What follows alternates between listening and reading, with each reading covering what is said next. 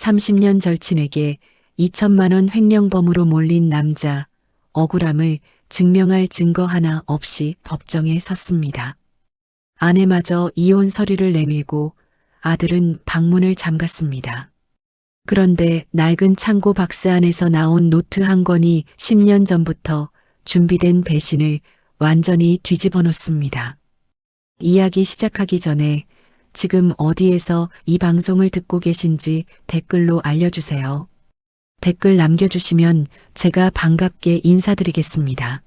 좋아요와 구독, 알림 설정도 함께 부탁드릴게요. 그날은 봄비가 제법 굵게 내리던 토요일 오후였습니다. 봄이라지만 바람이 차가웠고 빗줄기는 장마처럼 굵고 무거웠습니다. 모임 장소를 바꿀까 잠깐 이야기가 오갔지만 결국 그냥 예정대로 모이기로 했습니다. 인천 남동구 구월동 골목 안쪽 단골 손님만 찾는 한정식집 대나무집 작은 방에 중년 남자 6명이 둘러앉았습니다. 고등학교 졸업 후 30년 넘게 이어온 동창 모임이었습니다. 해마다 봄과 가을 2번씩은 꼭 모였고 그때마다 지나간 시절 이야기로 웃고 떠들다 새벽이 되어서야 비틀비틀 헤어지는 자리였습니다. 그 방에 모인 6명은 인생의 절반 이상을 서로 알고 지낸 사이였습니다. 서로 결혼할 때 주례를 세워줬고 아이가 태어났을 때 축하 자리에도 달려갔습니다. 그 30년을 함께한 사람들이었습니다. 맏형격인 김태석 50세는 창가 쪽 자리에 앉아 빗소리를 들으며 소주잔을 기울이고 있었습니다. 인천 남동공단 내 공기업 시설관리부에서 평범하게 25년을 버텨온 그는 이 모임에서 언제나 조용한 쪽이었습니다. 말수가 적고 분위기를 해치는 법이 없고 무슨 일이든 묵묵히 받아들이는 사람이었습니다. 월급이 적다거나 직급이 높지 않다거나 하는 불만도 겉으로 드러내는 법이 없었습니다. 그런 성격 탓에 친구들 사이에서 태석이 형하면 믿을 수 있는 사람이라는 말이 자연스럽게 붙어 다녔습니다. 가진 것 없어도 믿음직하다는 것, 그게 태석이가 가진 유일하고도 소중한 재산이라고 해도 과언이 아니었습니다. 동창의 총무를 맡은 박성민 51세는 그날도 가장 시끄럽고 활기찬 자리 한가운데 앉아 있었습니다. 중소기업 사장이라는 이유로 항상 넉넉한 척했고 술자리가 무르익을 무렵이면 어김없이 계산서를 먼저 집어드는 일이 몸에 배어 있었습니다. 문을 열고 들어서자마자 오늘은 내가 다 낸다며 큰 소리를 쳤습니다. 친구들은 그런 성민이를 우리 중에 제일 성공한 놈이라며 떠받들기 일쑤였습니다. 저녁 8시쯤 자리가 한창 무르익을 무렵이었습니다. 대화가 흘러가던 중 성민이가 갑자기 목소리를 낮추더니 스마트폰 화면을 식탁 위에 올려놓았습니다. 동창의 공용 통장 내역이었습니다. 화면에는 12달에 걸쳐 소액씩 빠져나간 거래 기록이 빽빽하게 적혀 있었고 총 합계 옆에는 2천만 원이라는 숫자가 찍혀 있었습니다. 그 숫자가 눈에 들어오는 순간 웃음소리가 순식간에 사라졌습니다. 성민이가 낮고 무거운 목소리로 말을 꺼냈습니다. 이 돈이 어디로 갔는지 우리가 같이 확인해야 할 것 같아서요. 말이 끝나기도 전에 자리에 있던 시선들이 술잔에서 화면에서 사람들 얼굴로 옮겨갔습니다. 최동현 49세가 화면을 들여다보더니 눈살을 찌푸렸습니다. 야, 이거 이체된 계좌 누구 건데? 황인철 50세도 몸을 앞으로 숙여 화면을 확인했습니다. 성민이가 천천히 고개를 돌렸습니다. 그 시선이 향하는 곳에 김태석이 있었습니다. 자리에 있던 모든 시선이 일제히 태석이에게로 쏠렸습니다.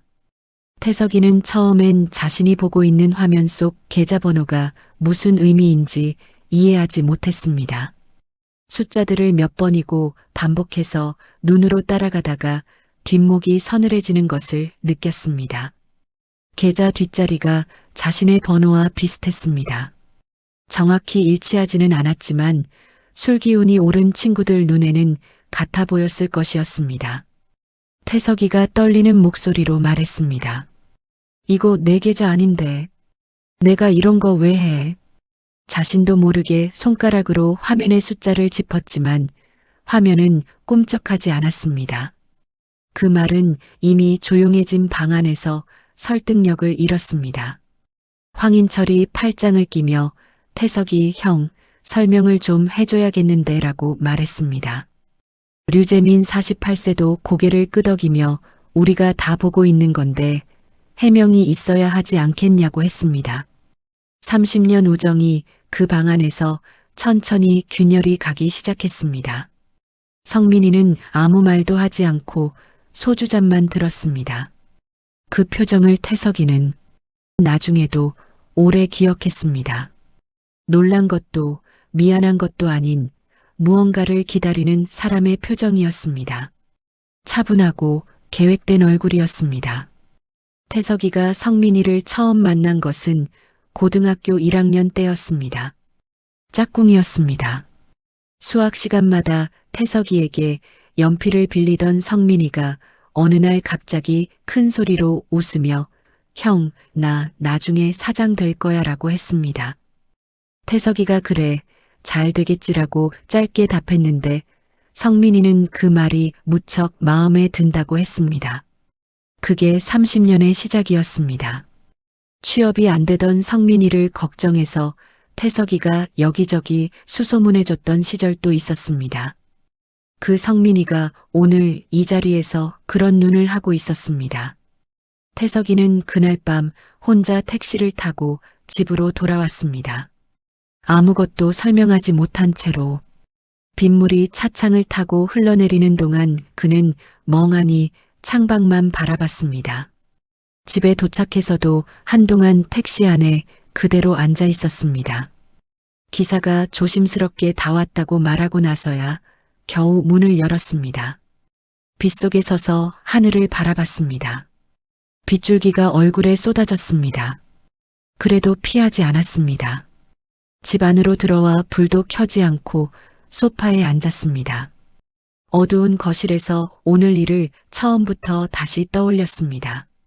성민이가 화면을 내밀던 순간, 시선들이 자신에게 쏠리던 순간, 황인철이 팔짱을 끼던 순간, 그 장면들이 순서 없이 뒤섞여 머릿속을 맴돌았습니다. 태석이는 새벽까지 잠들지 못했습니다. 그 다음 날 아침 6시가 채 안 됐을 무렵 태석이는 진동 소리에 잠에서 깼습니다. 제대로 잠들지 못한 채 소파에서 꾸벅꾸벅 졸다가 눈을 뜬 것이었습니다. 동창 단체 채팅방이었습니다. 성민이가 새벽 4시에 올려놓은 캡처 사진 하나가 모든 것을 바꿔놓았습니다. 동창의 공용 통장 내역과 이체 계좌 번호가 선명하게 찍힌 화면이었습니다. 그리고 그 아래에는 이런 내용이 달려 있었습니다.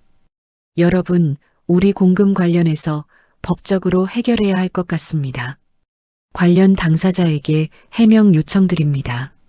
새벽 4시에 올린 글이었습니다. 잠을 못 잤을 리 없었습니다. 이 시간을 기다리고 있었다는 뜻이었습니다. 채팅방은 30분 만에 수십 개의 댓글로 가득 찼습니다. 어떻게 이럴 수 있냐? 우리가 그동안 믿었는데 그냥 넘어갈 수 없지 않냐는 말들이 쌓여갔습니다. 아무도 태석이의 말을 들으려 하지 않았습니다.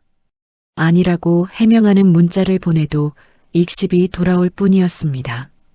태석이가 채팅방에 직접 해명글을 올리자 성민이가 빠르게 그 아래에 댓글을 달았습니다. 공식적인 절차를 통해 해명하시면 됩니다. 짧고 냉랭한 문장이었습니다. 그 한마디가 태석이의 해명을 조용히 묻어버렸습니다. 오전 10시쯤 태석이가 근무하는 한빛개발 사무실에 소문이 번지기 시작했습니다. 같은 부서 막내 직원이 조심스럽게 다가와 부장님, 온라인에 부장님 이름이 올라왔어요. 확인해 보셨어요? 라고 물었습니다. 태석이가 검색창에 자기 이름을 쳐넣었습니다. 익명 커뮤니티 몇 곳에 동창회 공금 횡령 의혹이라는 제목의 글이 올라와 있었습니다. 구체적인 금액과 함께 직장명까지 명시돼 있었습니다. 게시물 작성 시간을 보니 어제 모임이 끝난 직후부터였습니다. 누군가 의도적으로 퍼뜨린 것이었습니다. 회사 대표 강병두 씨는 태석이를 별실로 불렀습니다. 말은 길지 않았습니다. 사실관계가 확인될 때까지 외근을 자제해달라는 것이었습니다. 25년을 성실하게 일해온 직장인이 한순간에 의혹의 인물이 됐습니다. 복도에서 마주치는 동료들이 눈을 피했습니다. 점심 식사 자리에서도 아무도 옆에 앉으려 하지 않았습니다. 사무실 안에서 태석이는 혼자였습니다. 태석이는 점심도 거른 채 성민이에게 전화를 걸었습니다. 연결음이 길게 울렸지만 받지 않았습니다. 3번, 4번 더 걸었습니다. 결과는 같았습니다. 5번째 통화는 연결도 되지 않고 바로 끊어졌습니다. 차단이 됐다는 것을 직감했습니다. 집으로 돌아온 태석이에게 아내 이수연 씨가 식탁 앞에 앉아 기다리고 있었습니다. 평소에는 드라마를 보거나 부엌에 있을 시간이었는데 그날은 아무것도 하지 않고 그냥 앉아 있었습니다. 수연 씨는 낮에 동창 부인에게 전화가 왔다며 차분하지만 단단한 목소리로 물었습니다. 당신 도대체 무슨 짓을 한 거예요? 태석이가 아니라고 내가 왜 그런 짓을 하냐고 말했지만 수연 씨는 더 이상 묻지 않았습니다. 믿어줄 것 같은 눈이 아니었습니다. 오히려 뭔가를 오래 참아온 사람의 눈이었습니다. 조용히 방으로 들어가 문을 닫았습니다. 그 소리가 유독 크게 들렸습니다. 그날 밤 성민이가 채팅방에 메시지를 하나 더 올렸습니다. 내일 법적 절차 시작합니다. 다들 알고 계세요. 태석이는 잠들지 못한 채 거실 소파에 앉아 새벽 2시까지 자신의 통장 내역을 또다시 들여다봤습니다. 자신이 이체한 적 없는 돈이 왜 자신의 이름 앞에 붙어 있는지 아무리 생각해도 알 수 없었습니다. 통장은 아무런 대답도 해주지 않았습니다. 한참 뒤 태석이는 일어나 부엌에서 물 한 잔을 마셨습니다. 수연 씨가 자고 있을 방 쪽을 바라봤습니다. 문 아래로 불빛이 새어나오고 있었습니다. 수연 씨도 잠들지 못한 것이었습니다. 태석이는 노크할까 하다가 그냥 소파로 돌아갔습니다. 지금 무슨 말을 해야 할지 몰랐습니다. 창밖에는 빗소리가 다시 시작됐습니다. 태석이 어머니에게도 소문이 닿았습니다. 경기도 광주에 혼자 사시는 어머니가 전화를 걸어왔습니다. 태석아, 무슨 일이야? 걱정하지 마세요. 어머니, 오해가 있는 거예요 라고 말했지만 어머니는 한참 동안 말이 없으셨습니다. 그러다가 아들아, 내가 그런 사람이 아닌 거 엄마는 안다라고 하셨습니다. 태석이는 그 말에 전화기를 쥔 손이 흔들렸습니다. 간신히 참았습니다. 경찰서 출석 통보가 날아온 것은 그로부터 사흘 뒤 목요일 오후였습니다. 박성민 씨의 정식 고소로 인천 남동경찰서에서 피의자 신분 출석 요구서가 등기로 날아왔습니다. 태석이는 봉투를 열었다가 다시 닫았습니다. 피의자라는 2글자가 눈에 걸렸습니다. 자신이 이 글자와 어울리는 사람이라는 게 도무지 납득이 되지 않았습니다. 봉투를 손에 쥔 채로 현관에 서서 한참 동안 움직이지 못했습니다. 다음 날 오전 10시 남동경찰서 2층 조사실에 들어서는 태석이의 손은 가볍게 떨렸습니다. 복도 형광등이 유독 밝아서 눈이 부셨습니다. 의자에 앉아 기다리는 동안 맞은편 벽의 시계가 움직이는 소리가 이상하게 크게 들렸습니다. 담당 형사는 오재원 씨였습니다. 40대 초반으로 보이는 단단한 인상의 사람이었습니다. 태석이가 자리에 앉자마자 사건 개요를 설명하고 이체 계좌 내역 서류 한 뭉치를 탁자 위에 올려놓았습니다. 감정 없이 절차적인 목소리였지만 서두르는 느낌은 없었습니다. 태석이가 서류를 살폈습니다. 자신의 통장 번호와 비슷했지만 끝자리 두 자리가 달랐습니다. 이 계좌 제 것 아닌데요 라고 말하자 오재원 형사는 고개를 끄덕이며 서류를 다시 가져갔습니다.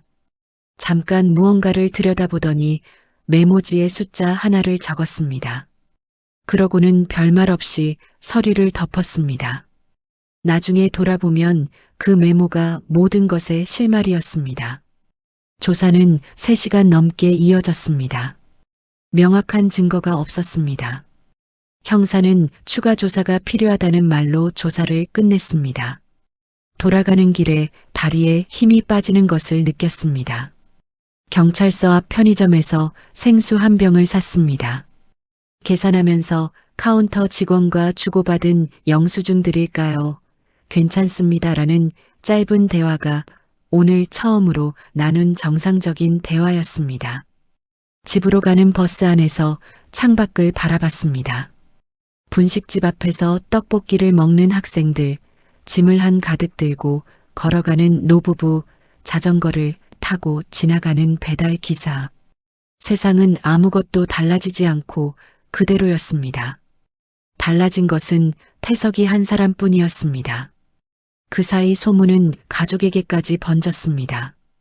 대학 1학년인 아들 태연이가 학교에서 돌아오다가 동네 친구에게 아버지 이야기를 들었다고 했습니다. 태연이는 아무 말도 하지 않고 방에 들어가 문을 잠갔습니다. 태석이가 문을 두드렸지만 대답이 없었습니다.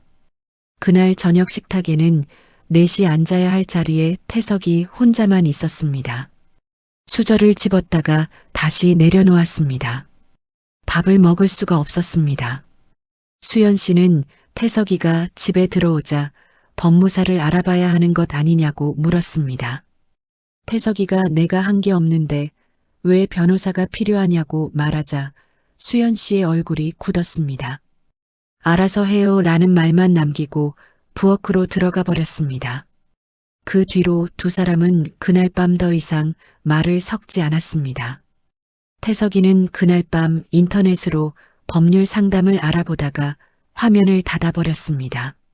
자신이 정말로 재판까지 가는 상황이 될 수 있다는 것이 실감나지 않았습니다. 아직도 성민이가 전화해서 미안하다고 할 것 같았습니다.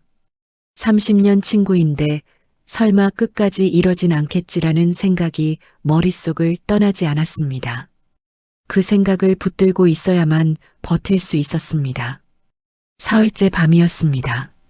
태석이는 근처 공원 벤치에 혼자 앉아 차가운 캔맥주를 손에 쥐고 있었습니다. 한 어르신이 강아지를 데리고 천천히 지나갔습니다. 강아지가 태석이를 올려다봤습니다. 손을 내밀었더니 강아지가 킁킁거리다 지나갔습니다. 그 짧은 순간이 그날 하루 중 가장 따뜻한 순간이었다는 것을 태석이는 나중에 기억했습니다. 하지만 성민이는 끝내 전화하지 않았습니다. 재판이 시작된 것은 그로부터 넉 달 뒤였습니다. 인천지방법원 302호 법정. 태석이는 생전 처음으로 피고인석이라는 곳에 앉았습니다. 차갑고 딱딱한 나무 의자였습니다. 방청석을 둘러보니 모르는 얼굴들이 가득했습니다. 그 낯선 얼굴들 사이에 동창 몇몇이 섞여 있었습니다. 최동현이 보였습니다. 황인철은 앞줄에 앉아 있었습니다. 눈이 마주쳤지만 먼저 고개를 돌린 것은 황인철이었습니다. 박성민 씨 측 변호인이 정리한 서류가 판사 앞에 놓였고 고소인 측 증인으로 동창 2명이 채택됐습니다. 황인철과 류재민이었습니다. 두 사람이 증인석에 앉는 것을 보며 태석이는 가슴이 내려앉는 것을 느꼈습니다. 이 모임에서 술잔을 가장 많이 부딪혔던 사람들이었습니다. 황인철이 증인석에 앉아 차분하게 말했습니다. 태석이 형이 총무 계좌 접근 권한을 맡은 적이 있다고요. 성민이가 바쁠 때 잠깐 대신 처리해준다고 했어요. 류재민도 비슷한 내용을 진술했습니다. 서로 맞춰놓은 듯 잘 정리된 증언이었습니다. 태석이는 증인석에 앉은 두 사람의 얼굴을 번갈아 바라봤습니다. 황인철은 끝내 눈을 마주치지 않았습니다. 류재민은 진술 내내 판사 쪽만 바라봤습니다. 한 번도 태석이를 쳐다보지 않았습니다. 국선 변호인 정현우 씨는 반박할 수 있는 증거가 없었습니다. 재판부의 분위기가 태석이에게 불리하게 흘러가는 것이 느껴졌습니다. 법정 방청석에는 수연 씨가 앉아 있었습니다. 태석이와 눈이 마주쳤지만 수연 씨는 고개를 돌렸습니다. 그날 밤 집으로 돌아왔을 때 식탁 위에 서류 봉투 하나가 놓여 있었습니다. 봉투 안에는 이혼 협의서 초안이 들어 있었습니다. 수연 씨의 이름이 위에 적혀 있었고 서명란은 비어 있었습니다. 수연 씨는 침실에 있었고 나오지 않았습니다. 태석이는 소파에 앉아 오랫동안 그 봉투를 바라봤습니다. 손을 뻗어 집었다가 다시 내려놓았습니다. 서명하지 않았습니다. 할 수 없어서가 아니라 아직 끝나지 않았다는 느낌이 들어서였습니다. 다음 날 새벽이 되기도 전에 태석이는 창고를 뒤지기 시작했습니다. 동창 모임 초창기부터 보관해온 영수증과 회의 노트 묶음이었습니다. 특별한 이유가 있어서가 아니었습니다. 그것이라도 하지 않으면 버텨낼 것 같지 않았습니다. 손에 먼지가 잔뜩 묻었습니다. 박스를 하나씩 열다가 성민이의 자필 메모가 적힌 낡은 노트 한 권이 나왔습니다. 표지에는 공금관리 메모라고 쓰여 있었습니다. 안쪽 페이지들에는 날짜와 금액, 그리고 계좌 번호들이 빼곡하게 적혀 있었습니다. 태석이는 그 숫자들을 한참 들여다봤습니다. 등이 서늘해졌습니다. 메모 속 계좌 번호 일부가 이번 재판에 등장한 이체 계좌와 겹쳐 보였습니다. 하지만 그 계좌는 태석이의 것이 아니었습니다. 태석이는 그 노트를 조심스럽게 비닐봉지에 넣어 서랍 깊은 곳에 두었습니다. 그리고 날이 밝기를 기다렸습니다. 창밖이 서서히 밝아오기 시작했습니다. 어두운 남색에서 회색으로 다시 연한 주황빛으로 바뀌는 것을 지켜봤습니다. 지금 이 순간 손에 쥔 것이 아무것도 없었습니다. 사람들의 믿음도, 아내의 눈빛도, 아들의 대화도 다 사라졌습니다. 남은 것은 먼지 묻은 낡은 노트 한 권뿐이었습니다. 그것이라도 있다는 것이 그나마 다행이었습니다. 부엌에 가서 물 한 잔을 마셨습니다. 싱크대 위에 수연 씨가 씻어 엎어둔 그릇들이 가지런히 놓여 있었습니다. 흔들리면서도 살림을 놓지 않는 사람이었습니다. 태석이는 그 모습이 무겁고도 고마웠습니다. 다음 날 오전 9시 태석이는 국선 변호인 정현우 씨에게 전화를 걸어 자신이 찾은 노트 얘기를 꺼냈습니다. 정현우 씨는 처음엔 큰 기대를 보이지 않았습니다. 자필 메모는 본인이 직접 만들 수도 있으니 증거 능력에 한계가 있다고 했습니다. 그러면서 노트에 적힌 계좌 번호들을 금융거래 추적 요청에 활용할 수 있는지 형사 쪽에 문의해 보자고 제안했습니다. 재판부의 허가를 받아 오재원 형사가 계좌 추적에 다시 착수했습니다. 결과가 나오기까지 3주가 걸렸습니다. 그 3주 동안 태석이는 출근도 못하고 집안에 있었습니다. 수연 씨와는 말을 거의 하지 않았습니다. 아침이면 각자 일어나 각자 커피를 마셨습니다. 같은 식탁에 앉았지만 서로 다른 방향을 바라봤습니다. 이혼 협의서는 아직 그대로 봉투 안에 있었습니다. 태석이는 서명하지도 치우지도 않은 채 두었습니다. 아들 태연이는 매일 일찍 나가 늦게 들어왔습니다. 세 식구가 한 집에 살면서 서로 눈을 피하는 나날이었습니다. 어떤 날은 하루 종일 세 사람 중 아무도 입을 열지 않았습니다. 3주 뒤 오전 11시 오재원 형사에게서 전화가 왔습니다. 나오실 수 있어요. 지금 바로요. 경찰서 조사실에 태석이와 정현우 변호사가 마주 앉은 자리에서 오재원 형사가 서류 묶음을 꺼냈습니다. 금융감독원 협조를 통해 추적된 계좌 이동 경로였습니다. 이체 계좌는 태석이 명의가 아니었습니다. 박성민 씨 부인 이름으로 개설된 차명 계좌 3개를 거쳐 현금화된 흔적이 고스란히 남아 있었습니다. 그리고 노트 안에 적힌 날짜와 금액들이 그 이체 기록과 정확하게 일치했습니다. 더 충격적인 것은 따로 있었습니다. 성민이의 자필로 10년 전부터 쓰인 메모들이 있었는데 태석이 통장 번호 끝자리를 조금씩 변형해 유령 계좌 번호를 만들어가는 과정이 단계별로 기록돼 있었습니다. 처음부터 태석이에게 뒤집어 씌우려고 계획한 것이었습니다. 오재원 형사가 말했습니다. 10년 전부터 준비한 겁니다. 성민이가 왜 그랬는지 이유도 드러났습니다. 10년 전 사업 자금이 부족해 동창회 공금을 처음 손댔다가 돌려막기를 반복했고 결국 규모가 커지자 처음부터 다른 사람에게 뒤집어 씌울 구조를 만들어 놓은 것이었습니다.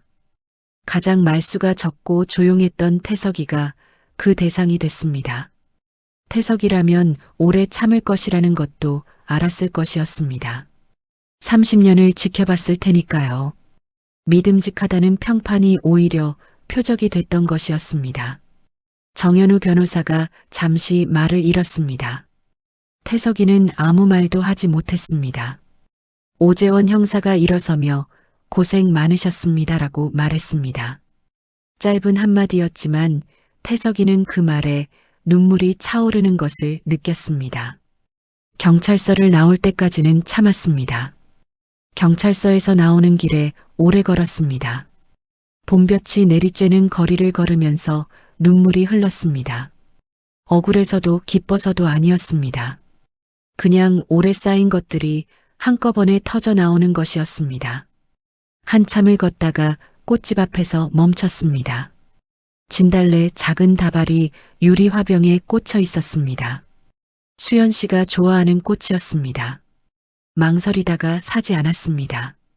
지금 꽃을 사들고 가는 것이 오히려 어색할 것 같았습니다. 대신 편의점에 들러 수연 씨가 즐겨 먹는 요구르트를 하나 샀습니다. 냉장고에 넣어두면 수연 씨가 알아서 꺼내 먹을 것이었습니다. 그 정도면 충분했습니다. 집으로 돌아가는 길에 수연 씨에게 문자 하나를 보냈습니다. 곧 끝날 것 같아.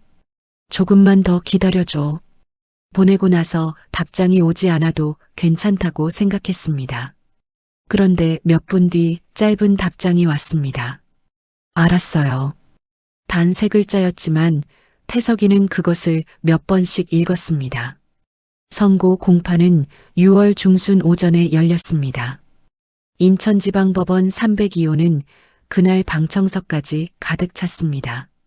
동창 모임 멤버 전원이 나왔고 수연 씨도 앞줄에 앉아 있었습니다. 태석이가 들어서자 몇몇 친구들이 눈을 피했습니다. 어색하게 고개를 숙이는 사람도 있었습니다. 판사가 주문을 읽기 시작했습니다. 피고인 박성민에 대하여 업무상 횡령 및 증거 조작 혐의를 유죄로 인정하여 징역 3년을 선고합니다. 법정이 조용해졌습니다. 방청석에서 누군가 숨을 들이마시는 소리가 들렸습니다. 박성민은 피고인석에서 그대로 굳어버렸습니다. 손을 무릎 위에 올려놓은 채 고개만 천천히 숙였습니다. 어디서도 변명의 말이 나오지 않았습니다. 황인철이 고개를 숙였습니다. 류재민은 두 손으로 얼굴을 감쌌습니다. 위증으로 법정에서 진술한 두 사람 역시 별도 절차에 따라 처벌 대상이 된다는 사실을 이미 사전에 통보받은 상태였습니다. 법정 복도에서 두 사람의 표정은 창백했습니다. 법정을 나서는 길에 황인철이 태석이에게 다가왔습니다. 말이 없었습니다. 그냥 태석이 앞에 서서 허리를 깊게 숙였습니다. 류재민도 옆에서 고개를 떨궜습니다. 최동현이 태석이 어깨에 손을 올리며 형, 미안해라는 말을 겨우 꺼냈습니다. 목소리가 잠겨 있었습니다. 태석이는 친구들을 한 명씩 바라봤습니다. 오래 말이 없다가 고개를 끄덕였습니다. 그것으로 충분했습니다. 법원 복도에서 수연 씨가 기다리고 있었습니다. 태석이와 눈이 마주쳤습니다. 수연 씨가 먼저 손을 내밀었습니다. 태석이가 그 손을 잡았습니다. 수연 씨는 울지 않으려고 입술을 꾹 깨물었지만 결국 눈물이 흘렀습니다. 미안해요라는 말을 3번 반복했습니다. 태석이는 그냥 그 손을 꽉 쥐었습니다. 이혼 협의서는 그날 저녁 두 사람이 함께 찢었습니다. 그날 오후 태석이는 강병두 대표에게 전화해서 판결 결과를 알렸습니다. 강병두 씨는 잠시 침묵하다가 수고하셨습니다라고만 했습니다. 다음 날부터 출근하면 된다는 말도 덧붙였습니다. 짧고 무뚝뚝한 말이었지만 태석이에게는 충분했습니다. 박성민에 대한 고소 취하 여부를 묻는 정현우 변호사의 질문에 태석이는 짧게 답했습니다. 그 사람도 그 벌을 받으면 돼요. 내가 더할 건 없어요. 복수심이 아니었습니다. 더 이상 그 사람에게 에너지를 쏟고 싶지 않다는 뜻이었습니다. 그것이 태석이의 방식이었습니다. 법정 방청석을 가득 채웠던 동창들도 하나씩 법원을 빠져나갔습니다. 그 뒷모습들을 바라보며 태석이는 30년이라는 시간을 생각했습니다. 성민이가 처음으로 사장 명함을 돌리던 날 황인철의 딸이 태어나서 다 같이 산후조리원 앞에서 기다리던 날 류재민이 교통사고가 났다는 소식에 모두 달려갔던 날, 그 기억들은 오늘 이후에도 지워지지 않을 것이었습니다. 지우고 싶어도 지워지지 않는 것들이었습니다. 그것도 삶의 일부라는 것을 태석이는 이제 받아들이기로 했습니다. 태석이가 오래 기억하는 장면이 하나 있습니다. 선고 끝나고 법원 계단을 내려오는데 성민이가 교도관에게 팔을 잡힌 채 다른 방향으로 걸어가고 있었습니다. 뒷모습이 작아 보였습니다. 한때는 이 모임에서 가장 크게 웃던 사람이었습니다. 태석이는 그 자리에서 한참을 서 있다가 발길을 돌렸습니다. 뒤를 돌아보지 않았습니다. 선고가 있고 이틀 뒤 태석이는 수연 씨와 오래간만에 함께 저녁을 먹었습니다. 계란말이 하나, 김치, 된장국이었습니다. 태연이도 방에서 나와 같이 앉았습니다. 세 사람이 밥을 먹는 동안 별다른 말이 없었습니다. 그런데 어느 순간 태연이가 밥 한 숟가락을 떠서 입에 넣으며 아빠 얼굴이 좀 돌아왔네라고 말했습니다. 태석이가 웃었습니다. 수연 씨도 웃었습니다. 그것으로 충분했습니다. 어떤 우정은 오래 쌓인다고 해서 진짜가 되지는 않습니다. 그리고 어떤 사람은 오래 조용히 버텨내는 것만으로도 이미 충분히 강한 사람입니다. 태석이는 그날 이후에도 같은 출근길을 걸었습니다. 같은 버스를 타고 같은 자리에 앉아 같은 창밖을 바라봤습니다. 달라진 것은 아무것도 없는 것처럼 보였습니다.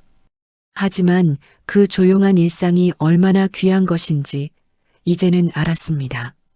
김태석은 그런 사람이었습니다. 여러분의 구독이 저에게는 큰 힘이 됩니다. 따뜻한 이야기 앞으로도 계속 전해드리겠습니다.